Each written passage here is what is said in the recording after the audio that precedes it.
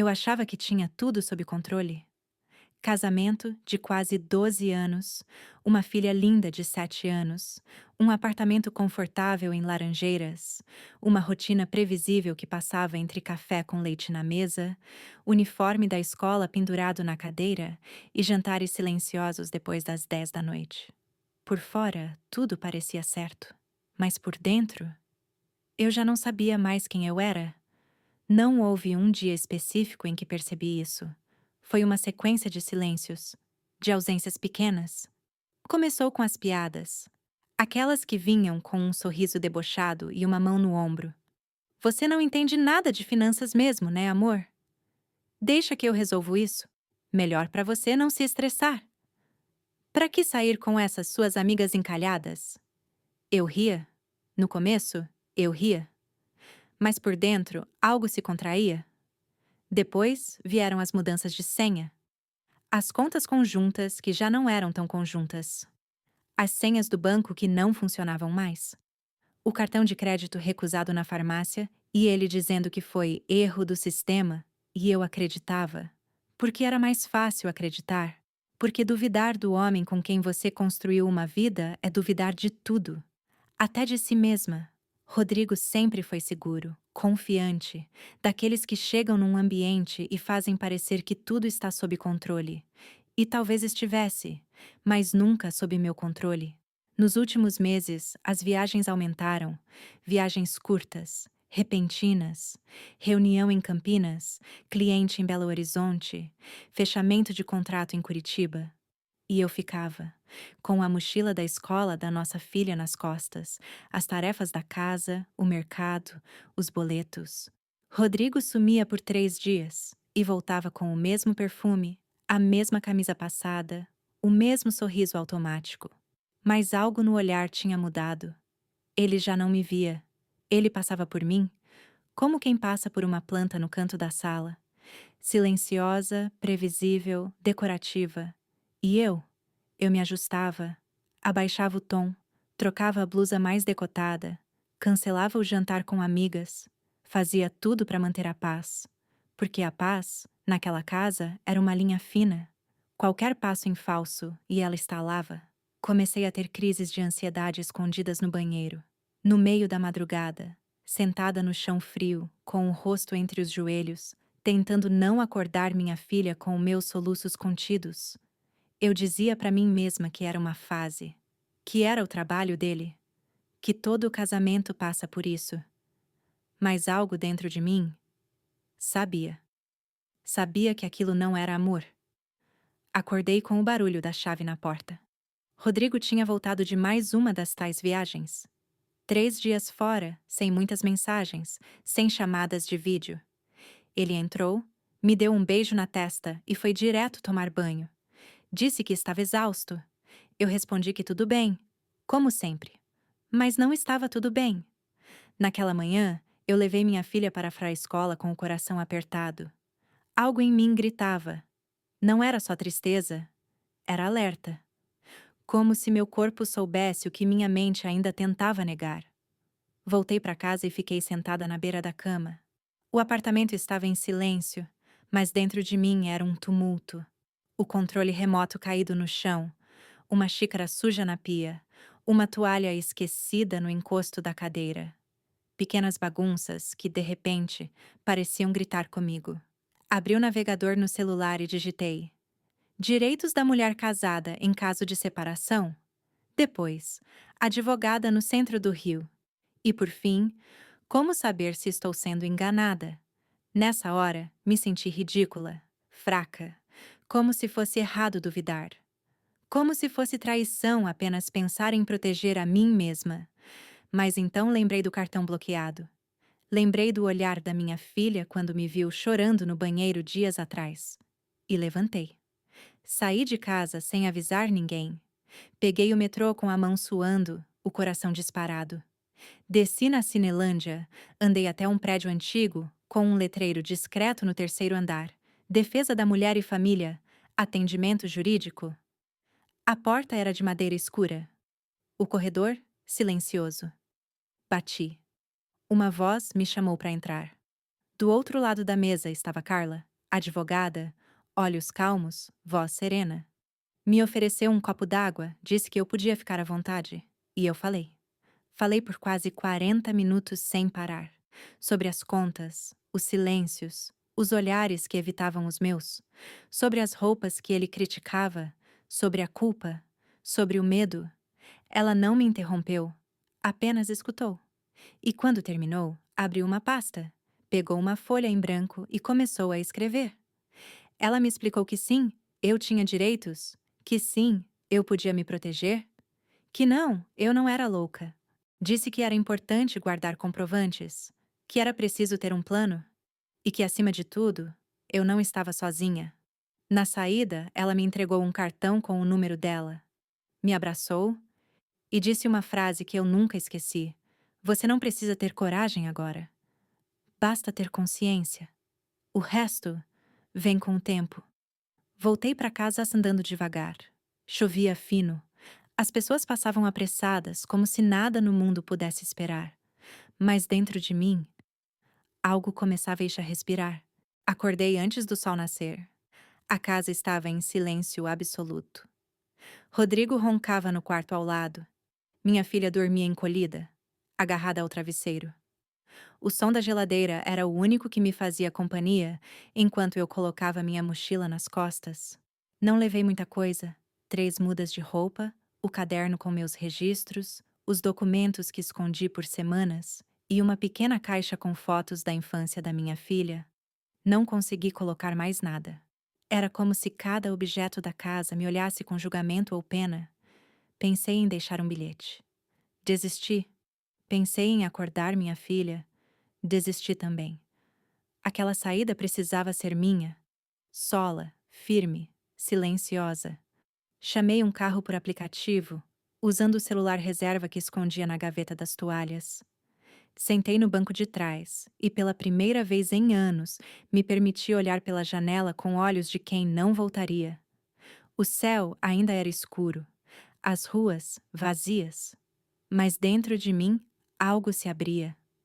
Cheguei na casa da minha amiga Mariana. Ela já sabia. Me recebeu de pijama, com uma expressão de susto e alívio.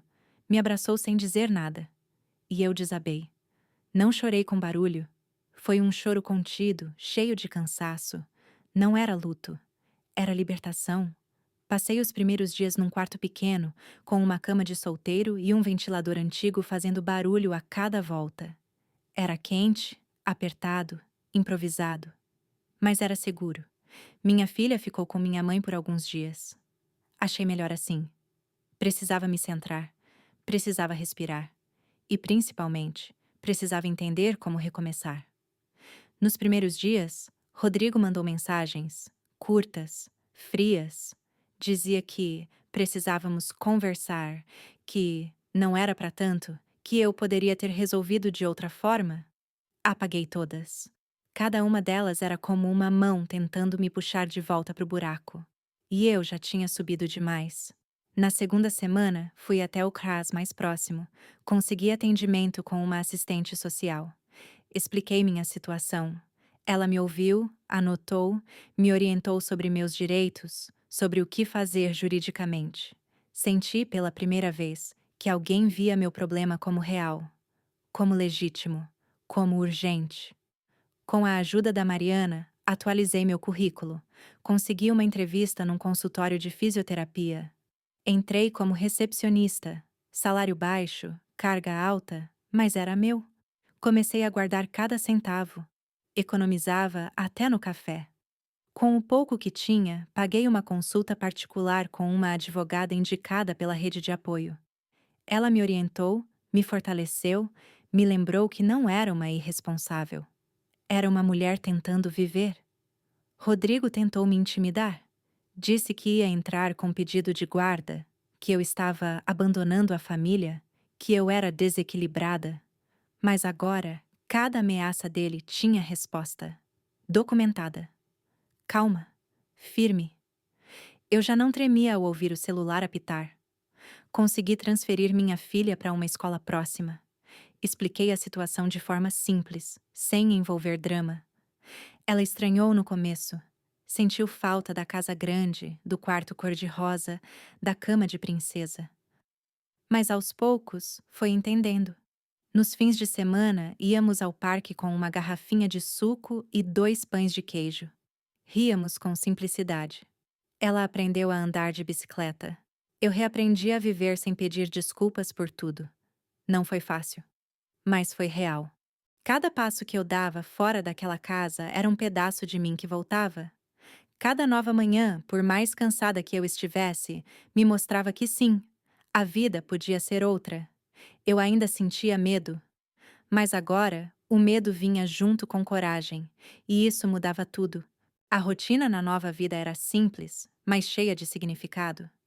Acordava cedo, antes do despertador, com o corpo ainda cansado, mas com a alma mais leve. Acordava minha filha com carinho, preparava o pão na chapa com queijo e o achocolatado que ela tanto gostava. Nada de pressa, nada de gritos, nada de medo. Íamos a pé até a escola. Ela me dava a mão com mais força do que antes. Parecia sentir que agora dependíamos uma da outra de um jeito mais profundo, e isso nos unia. No caminho de volta, eu respirava o ar da rua como quem redescobre o mundo. As calçadas cheias de folhas, os ônibus passando lotados, os rostos desconhecidos. Tudo me lembrava que eu estava viva e livre. No trabalho, comecei tímida. Tinha medo de errar, medo de parecer despreparada. Mas aos poucos fui ganhando confiança. Aprendi a lidar com o sistema, com as pacientes, com as cobranças. Ganhei respeito. Ganhei meu primeiro salário. Comprei um presente simples para minha filha. Uma caixinha de lápis de cor com glitter. Ela pulou no meu colo como se eu tivesse dado o mundo. E naquele abraço, eu soube. Estava no caminho certo. Nos finais de semana, organizava a casa pequena que alugamos. Fazia faxina ouvindo música, pendurava fotos na parede, perfumava os lençóis. Tudo era nosso. Cada detalhe tinha meu toque, minha escolha. Era a primeira vez que eu tomava decisões sem pedir permissão ou ter medo da crítica. Passei a escrever diariamente num caderno. Não como um diário, mas como um registro de reconstrução. Anotava cada conquista, por menor que fosse. Um cliente que elogiou minha atenção, uma receita que deu certo, uma conversa sincera com minha filha. Também anotava os medos, as recaídas emocionais, os sonhos ruins com gritos e portas batendo. Mas aprendi a olhar para isso sem vergonha. Era parte da cura. Minha filha se adaptou mais rápido do que eu. Fez novas amizades, ganhou confiança, voltou a rir com gargalhadas livres. Às vezes, ela perguntava sobre o pai. Respondia com sinceridade e respeito, sem esconder a verdade, mas também sem alimentar ódio. Ela precisava de segurança, não de ressentimento. Uma tarde, ela me disse que nossa casa agora era pequena por fora, mas grande por dentro. Sorri, porque ela tinha razão. Ali, no nosso cantinho, cabia tudo o que a gente realmente precisava. Voltei a cuidar de mim. Marquei uma consulta com uma psicóloga pelo SUS. Esperei meses, mas fui. Chorei na primeira sessão inteira. Na segunda, já consegui falar. Na terceira, comecei a me escutar de verdade. Comprei um vestido novo. Usei batom vermelho. Saí sozinha para tomar um café numa livraria. No começo, me senti deslocada, como se o mundo me observasse. Mas depois, senti orgulho de estar ali, de ocupar meu espaço. Rodrigo ainda tentava aparecer. Mandava mensagens. Às vezes se vitimizava, outras vezes culpava. Aprendi a não responder. Apenas lia e seguia. Hoje não carrego raiva. Carrego aprendizado. Carrego força. Carrego a mim mesma, inteira. Descobri que reconstruir não é voltar a ser quem eu era. É ser nova, com cicatrizes, com histórias, com escolhas que agora são minhas. E pela primeira vez, quando olho no espelho, vejo alguém que respeito. Não porque sou perfeita, mas porque tive coragem.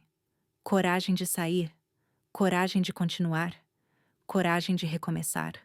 Hoje, quando olho para trás, não sinto vergonha, sinto compaixão pela mulher que eu fui, pela mulher que suportou calada, acreditando que o amor vinha com dor, que o silêncio era sabedoria, que aguentar era sinal de força.